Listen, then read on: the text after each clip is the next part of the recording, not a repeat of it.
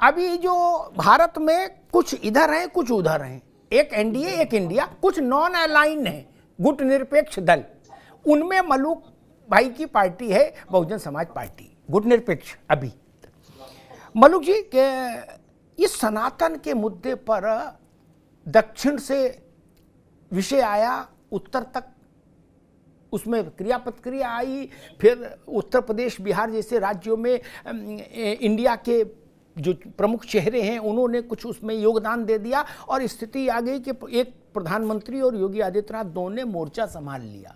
अब इन दो के मोर्चा संभालने के बाद तो ये लगभग तय हो गया कि ये मुद्दा चुनाव में प्रमुख मुद्दा रहेगा।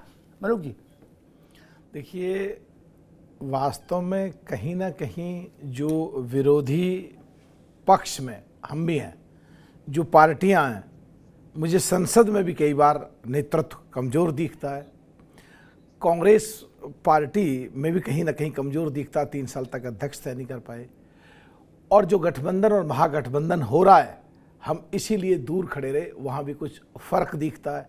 दिल्ली में मीटिंग होती है, अलका लामा जी मीटिंग से बाहर कहती हैं हम 7 सीट पर चुनाव लड़ेंगे। छत्तीसगढ़ में आप पार्टी का अध्यक्ष कहते हैं ये जो कांग्रेस के जो मुख्यमंत्री हैं ये भ्रष्टाचार कर रहे हैं। पंजाब में कहते हैं आप पार्टी के हम कोई सीट नहीं देंगे। हरियाणा में कहते हैं जो कांग्रेस वाले हम कोई सीट नहीं देंगे। ऐसा ही करीब करीब सभी प्रदेशों में है। जो मुझे लग रहा है कि किसी भी पार्टी को या किसी भी व्यक्ति को किसी भी धर्म के खिलाफ कोई भी टिप्पणी करने का अधिकार नहीं है, और इसीलिए हम साथ अलग खड़े हैं।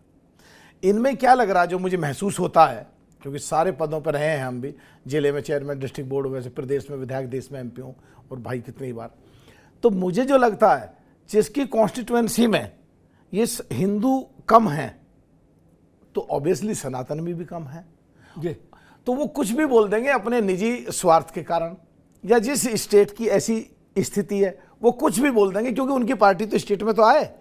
लेकिन जो महागठबंधन बन रहा, हम भी चाहते हैं वो मजबूत हो, पर ये आपस में लड़े ना, ताकि बहन कुमारी मायावती जी भी पूरा वॉच कर रही हैं दूर से बैठ करके और देख करके। तो जो विपक्ष को हमें मजबूत होना चाहिए, और करीब करीब जो 70% के आसपास देश के लोग सनातन से डायरेक्ट या इनडायरेक्ट जुड़े हुए हैं, अगर उनके खिलाफ बोलेंगे तो किस चीज़ का तो गठबंधन, और किस चीज़ का महागठबंधन, और किस चीज़ की एकता, और किस चीज़ की ये नया गठबंधन, तो समझ नहीं आ रही है बात। मलूक नागर जी, एक प्रश्न खड़ा होता है कि भाई जो बात छोटा बच्चा भी जानता है कि हिंदुस्तान में अगर राजनीति करनी है, चुनाव लड़ना, चाहे प्रधानी का और चाहे प्रधानमंत्री का, तो आप सनातन के विरुद्ध बोलकर नहीं राजनीति कर सकते, ये बात सब जानते। तो फिर मसला ये कि INDIA ने इस बात को इंश्योर क्यों नहीं किया, सुनिश्चित क्यों नहीं किया कि उस पिच पर राजनीति नहीं जाए जिस पिच पर भाजपा उनसे कई 100 गुना ज्यादा बेहतर स्कोर रखती है। देखिए, मैं अभी कहा तालमेल ठीक नहीं है।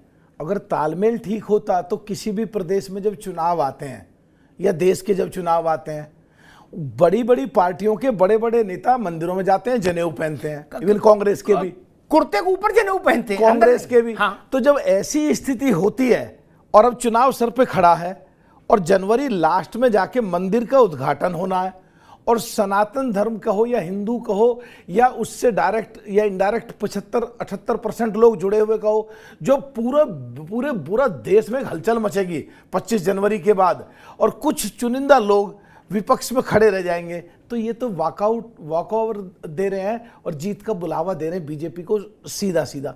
दूसरी बात एक है, ये गठबंधन और महागठबंधन के समझ में भी आ गई है, इसीलिए परसों की जो मीटिंग थी उस मीटिंग में तय भी कर दिया कि सनातन धर्म के कोई भी खिलाफ नहीं बोलेगा। तो मुझे एक चीज़ अभी थोड़ा हिचकिचाहट हो रही है, कैसे कहूँ, जब एक बात तय हो गई फिर इस विषय पर देश में चर्चाएं या बहस या डिबेट इतनी ज्यादा क्यों चल रही है?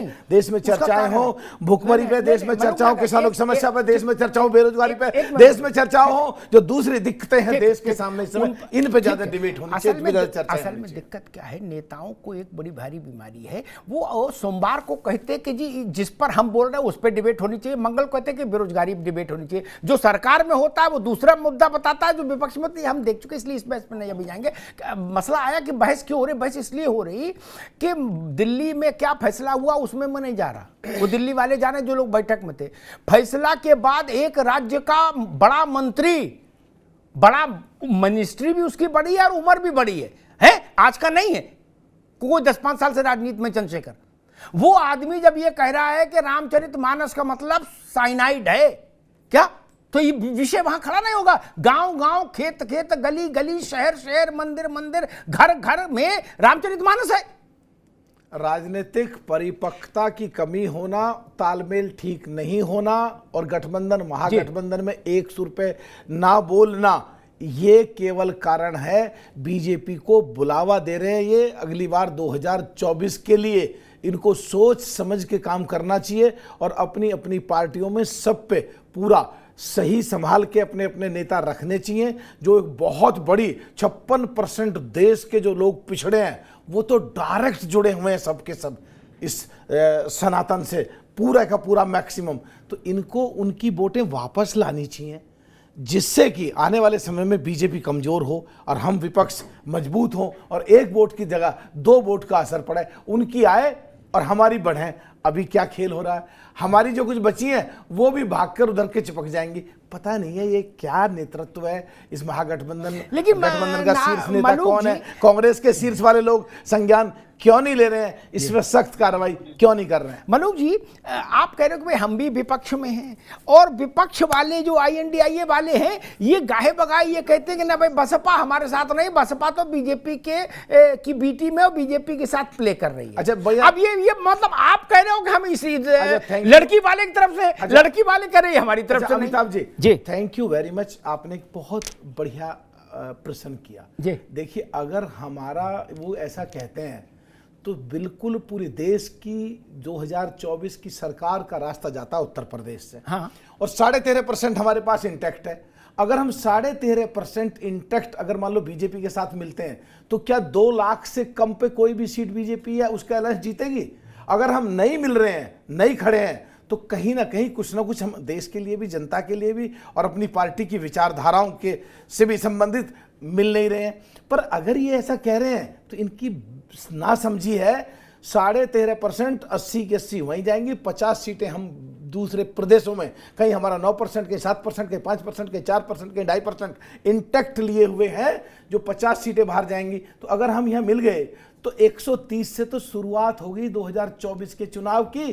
तो ये जो लोग कांग्रेस के कुछ लूटताक करते हैं या महागठबंधन या गठबंधन के, इनको खुद शर्म आनी चाहिए। हम अभी भी रोके हुए हैं कैसे विपक्ष की मजबूती बढ़े, और नहीं तो कांग्रेसियों को बजाय हमें बदनाम करने के गिरेबान में झांके।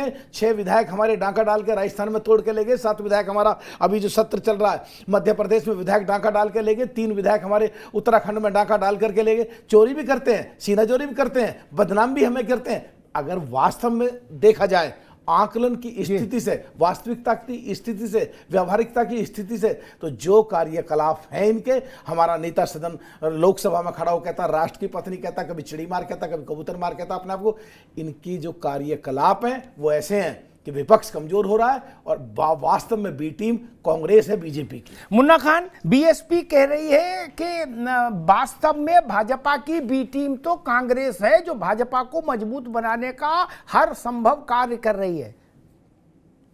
आपके साथ जो बीएसपी के सांसद है हमारे साथ, मैं तो पहले इनका शुक्रगुजार करता हूं कि इन्होंने जो बात कही बिल्कुल समझ में नहीं है, अजीबोगरीब बात की। अरे महोदय, पहले आप तो ये बता दें कि उत्तर प्रदेश में आप भारतीय जनता पार्टी के साथ हो या बीएसपी के साथ हो या सपा के साथ हो, आपके राज्य में आपके शासनकाल के बाद जो बीजेपी के शासनकाल में जो वहां दलितों की जो दुर्गति हो रही है, क्या आपसे छिपी है? क्या वहां दलितों को अभी भी मंदिर में नहीं जाने दिया जाता? क्या वो मुस्लिम है? क्या है वो? आपने कितनी आवाज उठाई दलितों के लिए? नहीं दलित नहीं, वो कह रहे हैं कांग्रेस भाजपा की बी टीम है। अभी ये अभी नहीं, दलित का विषय बाद में लेंगे। अभी वो ये कह रहे हैं, बड़ी बात है जब वो भाई मलूक नागर छोटे व्यक्ति तो है नहीं, वो अगर ये कह रहे हैं कि कांग्रेस भाजपा की बी टीम है, ये नया आरोप है, ये नई किस्म की फिल्म आई है बाजार में। नहीं बिल्कुल नहीं, सांसद जी के मानसिकता को दर्शाती भी है कि किस तरीके से ये कांग्रेस पार्टी को भारतीय जनता पार्टी की बी टीम कह रही है। अरे भाई, अन्याय के खिलाफ चाहे अंग्रेज हो या भारतीय जनता पार्टी हो या कोई दल हो, कांग्रेस यही लड़ी है। जनता की लड़ाई, जनता के हित की लड़ाई कांग्रेस पार्टी ने ही लड़ी है। लेकिन आप बताओ ना, आप जो कहते हो मैं दलित का बहुत बड़ा शुभचिंतक हूं, कितनी लड़ाई आपने दलितों के लिए लड़ी? नहीं, उन्होंने दलित की बात ही नहीं की अभी। दलितों के नहीं, आप अमिताभ जी सवाल करने दीजिए सांसद जी से। नहीं, अभी ये बात कर रहे थे कि 13% वोट बीजेपी में जाएगा, 2 लाख वोट उसके ऐसे बढ़ जाएंगे। तो आपको रोका किसने? आप जाओ बीजेपी में जाने से किसने रोका है? आपकी खामोशी बता रही है। जिस तरीके से आप खामोश हो। एक मिनट, क्या उनके आपने सवाल किया मुन्ना खान साहब, एक मिनट भाई, अभी आप उत्तर दे ले, उनसे उत्तर तो ले लो, रुक जाओ, अभी रुकिए।